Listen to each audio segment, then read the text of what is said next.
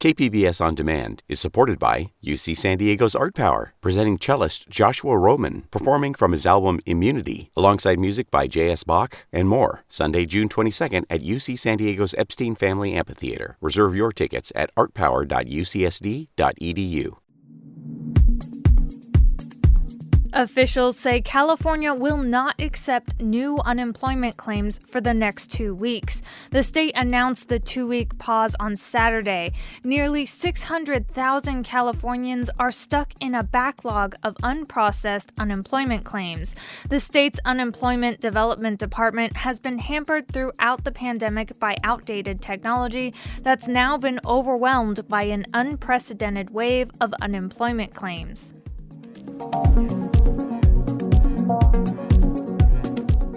It's likely that San Diego County will slip into the state's purple tier for COVID-19 cases. On top of that, many school reopening plans would have to be put on hold. But even if we're facing more COVID-19 restrictions, the state would still let San Diego Unified School District bring high-need students back to school for appointment-based in-person learning. Richard Barrera is a school board member for San Diego Unified School District. Our ability to move forward with subsequent phases is dependent on, the conditions in the community with the spread of the virus. Some school districts are in zip codes with high case numbers, like Sweetwater Union High in the South Bay. They don't expect to reopen anytime soon.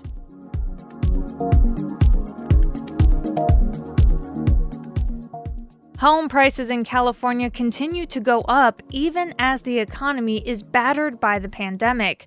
Cap Radio's Scott Rodd explains why. The median price for a home in California reached a record high last month, topping $700,000.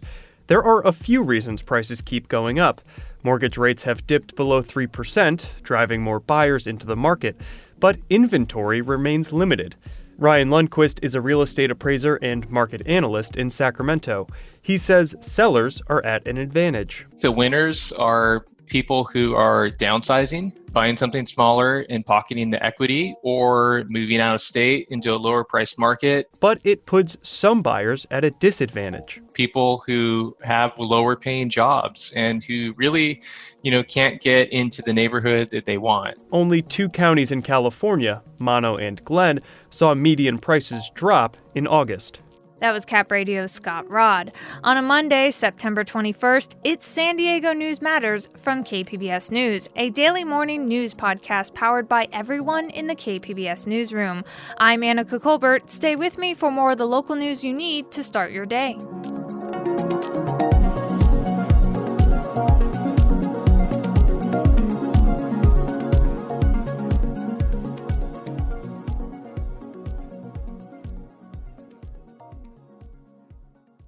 KPBS On Demand is supported by Splatero, helping homeowners pay for home improvements by offering streamlined access to your home's equity with no additional monthly payments or new debt. Splatero provides a lump sum payment in exchange for a share of your home's future value. Pre-qualification available at splatero.com.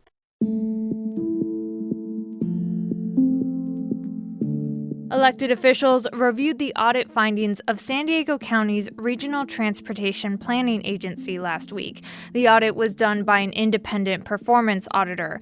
KPBS Metro reporter Andrew Bowen says allegations of improper bonuses and severance payments got mixed reviews. The audit found fault with how Sandag hires and promotes staff, and how in the past Sandag made large severance payments to top-level executives without proper oversight from the board of directors. The board is made up of elected officials from throughout the county. The agency's management agreed with some of the findings, but it fiercely disputed allegations that the payments or promotions were outside the authority of the executive director. Chula Vista Mayor Mary Salas said she thinks management followed the existing policies set by previous boards, but if we're not happy with those policies and procedures that allowed for this, then this is an excellent time for the board to regain control and examine those policies and then put forward the recommendations that we want. Other board members voiced harsher criticism of Sandag management. The board ultimately voted to direct Sandag staff to come up with an action plan that implements the recommendations board members agreed with. Andrew Bowen, KPBS News. A new court filing alleges Customs and Border Protection knew it was breaking the law when it began turning away asylum seekers at the southern border. KPBS's Max Rivlin-Nadler reports. The class action lawsuit centers on the thousands of asylum seekers who have been turned away at ports of entry across the southern border since late 2016. CBP has said they simply didn't have the capacity to process more than just a few asylum seekers each day. But a series of whistleblowers now say that CBP not only had the capacity to process asylum seekers, but that by choosing not to, leadership knew it was breaking the law. Erica Pinheiro is a staff attorney with El Otro Lado, one of the plaintiffs in the lawsuit. Unlike their characterization of events, it wasn't just a few bad apples. It wasn't just a few officers who were turning away asylum seekers. It actually was a policy and practice that was directed from the highest levels. A hearing is scheduled for federal court in San Diego in December. Max Rivlin-Nadler, KPBS News. Well, it's official now. COVID-19 has taken a significant cut from San Diego City's pocketbook. Last week, city officials released projections of a $300 million loss in tax revenue by next summer because of the pandemic. The bulk of that comes from losses in sales taxes and hotel taxes. Miro Kopik is the founder of Bottom Line Marketing and a business commentator for KPBS. He said the city could take money from their reserves. The city has over $200 million in reserves. They use it for potential lawsuits or workman's comp. And so the city can use some of that, but what the implication is that if they use it now, they're not going to be able to use it at a later date. Along with the use of reserve money, Kopik says the city might face budget cuts or would be forced to raise taxes to make up for the revenue loss. Voting season is now officially underway. Overseas ballots for the military went out this weekend. KPBS military reporter Steve Walsh says new rules are designed to boost turnout. San Diego is one of only 11 counties with more than 10,000 overseas ballots. More than 13,000 overseas and deployed military voters were sent ballots by the deadline Saturday, says Registrar of Voters Michael Vu, the earliest ballots to go out. And the reason why is because of the transit time of getting them their ballot. And of course, the other concern is giving them sufficient time to vote it and get it back. The 45-day window is a federal deadline. Overseas ballots have a lower rate of return than other mail-in ballots in San Diego County. Nationally, the law changed in time for this election to allow overseas ballots to arrive up to 17 days before the election, as long as they are postmarked by Election Day. Steve Walsh, KPBS News. Now, I know we've been saying it for weeks now, but California's wildfire season is going to be a bit longer this year. Scientists from the National Oceanic and Atmospheric Administration say it's going to be a hot and dry fall. KQED's Kevin Stark has this story filed for the California Report. Fires have already burned more than 3 million acres across the state this year, but the season for Diablo and Santa Ana winds, which can drive big fall fires, is just beginning. During a NOAA climate assessment call with reporters, Brad Pugh, a federal meteorologist, said Northern California faces a worse than average fall wildfire outlook for 2 reasons: expanding dry conditions and above normal temperatures into December. With those 2 factors in mind, I would certainly elevate the chances for continued elevated wildfire risk. NOAA estimates the total cost of California's August wildfires to be at least $1 billion.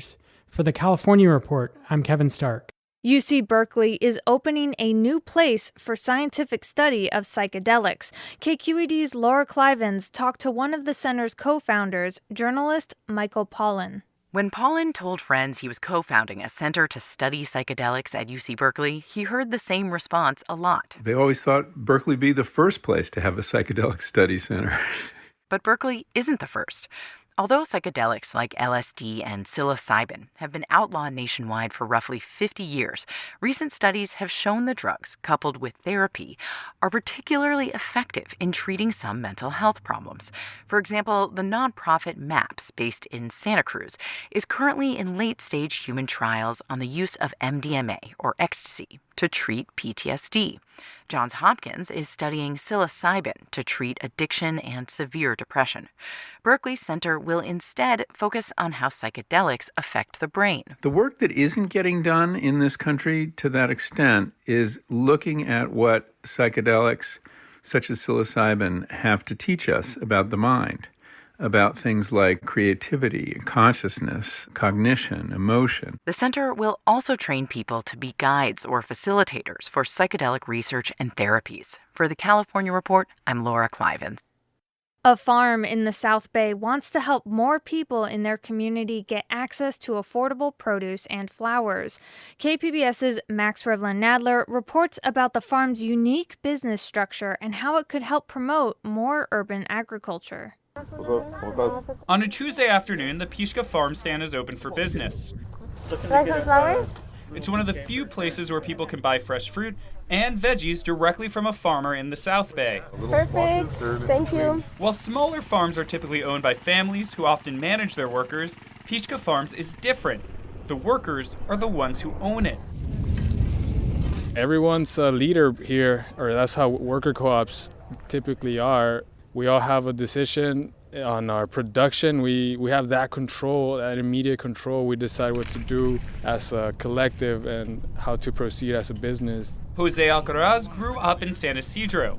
He has a degree in environmental engineering, but decided to become a farmer and part owner of a farm after he found out about Pishka 2 years ago.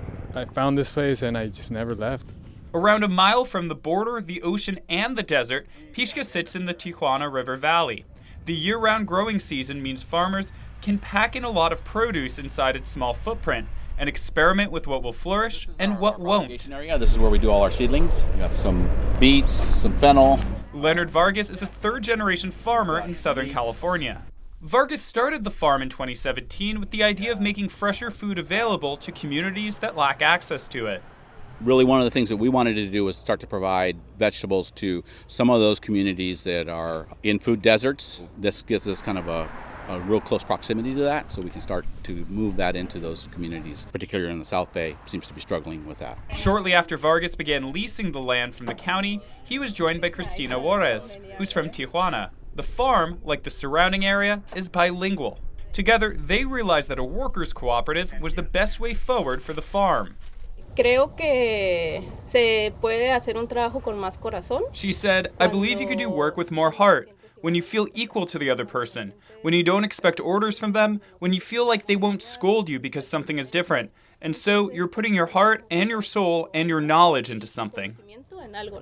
But it hasn't been easy. With 4 worker owners, they're just beginning to pay themselves minimum wage. And nature hasn't exactly been cooperating. When the Tijuana River Valley floods, all the produce it touches has to be thrown out. We had a little flood that came through here early December of last year and took out all our vegetable crops. So Pishka had to get creative. So at that point, we decided to go ahead and add cut flowers to our mix so that we could be more sustainable in case of anything else that came along like that, because we are in a floodplain. And then we found that people really liked them, and so we continued to grow them and keep them in our mix. They now sell their flowers at the farm stand and at shops like Gem Coffee in City Heights. Do you have a bag? The newest worker owner, Eric Rodriguez, also grew up in South San Diego. He was furloughed from his longtime job at the beginning of the pandemic. He started helping with Pishka and, like Jose, soon couldn't bring himself to leave. For him, connecting the community to agriculture is a huge part of what Pishka does. They sell and give away saplings for people to plant in their home gardens. A child came and bought a pepper plant, and then he came back like every week showing me the progress of his pepper plant.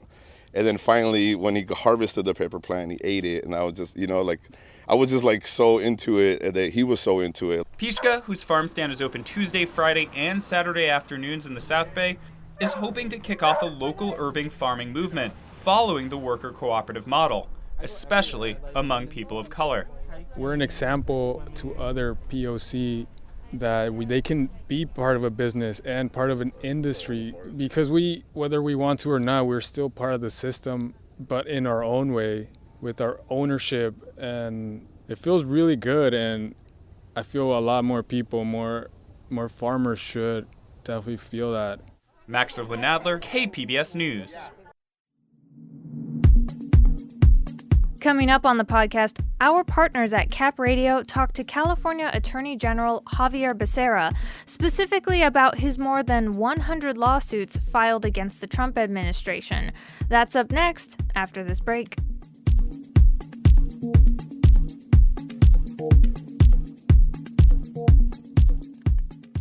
KPBS On Demand is supported by Marrocale Design and Remodeling, helping homeowners with their home remodeling needs. From ADUs to kitchen remodels, room additions, and custom homes, Marrocale Design and Remodeling can help homeowners design and build their dream homes. More at trustyourhometous.com. Since 2017, California Attorney General Xavier Becerra has sued the Trump administration more than 100 times. Becerra has also been floated as a pick to fill Kamala Harris's Senate seat should she and Democratic nominee Joe Biden win the presidential election in November. The Attorney General joined Cap Radio's Nicole Nixon along with other journalists from the Sacramento Press Club for an interview last week. They first asked Becerra to weigh in on the president's refusal to acknowledge climate change as a contributor to wildfires. That's the attitude we've had to deal with for the last 3.5 years. The president has ignored the science, and including the facts, and he has gone cavalierly towards a policy that takes us backward. And that's why we've had to file some 54 of our, I think we're up to 102 lawsuits now, that 54 of those 102 deal specifically with environment. In fact, on Monday, we filed another lawsuit, the 54th lawsuit against the Trump administration, because now they're trying to relax the rules that control how much methane can be released in the air by some of these industries. And you've still got a lot of work to do with all these lawsuits against the Trump administration. Is the workload a challenge for an office of your size? And is there any criticism or is it warranted to say, hey, you're not focusing on other things as well? How do you juggle it all? It's a load, but we juggle it because we got tremendously committed people who are very, very talented. Most of those cases we've been winning, and that's the good part. Not only are they not frivolous. A lot of people accuse us of just trying to poke Donald Trump's eye. No, if that were the case, we'd have a whole bunch of our cases dismissed out of court. We're winning our cases. It is a load, but here's how we are able to handle it. We're not doing it alone. That lawsuit that we filed on methane gas, we were joined by some 24 other government jurisdictions, about 20 state AGs joined in that lawsuit. So we're doing these things together. Not in every case does California have to take up the entire load. And that's how we've been able to manage this barrage of cases showing how unlawful President Trump has been during his 3.5 years. I'm just going to ask the question, do you want to be a senator? And do you want to take Senator Harris's seat should she win the White House ticket? Back in 2016, I considered jumping into that Senate race. I didn't. I'm thrilled that I'm now the Attorney General. I'd be honored to be the U.S. Senator. I'm honored to be the Attorney General. That's totally up to Governor Gavin Newsom. I hope on November 3rd, we give Governor Newsom a reason to have to appoint a new U.S. Senator to the Senate. But that's going to be totally up to Gavin Newsom. I want to ask about police reform. You said you supported the legislation, the decertification bill, SB 731, but you didn't sort of make a push or endorse the most recent version of that bill. And the sponsor of that bill told me that he had also wished that Governor Newsom had sort of been more vocal in pushing these police reform bills and helping them cross the finish line. What happened there, and why didn't you fight for these bills? I think part of the problem was it was all done towards the end, right? When time was crunched.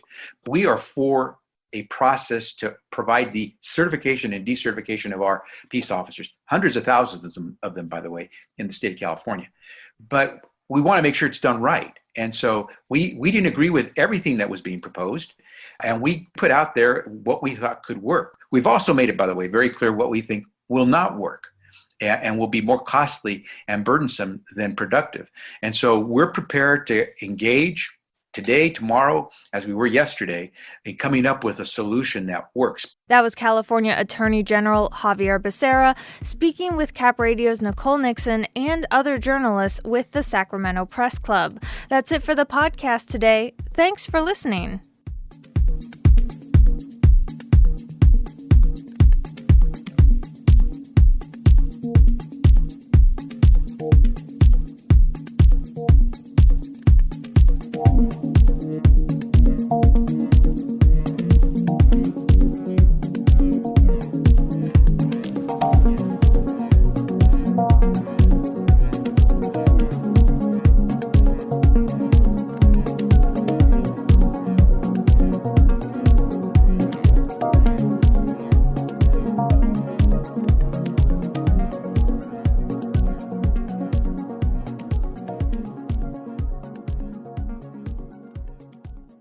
KPBS On Demand is supported by Paint Care, offering households and businesses in California more than 800 leftover paint drop-off sites for recycling.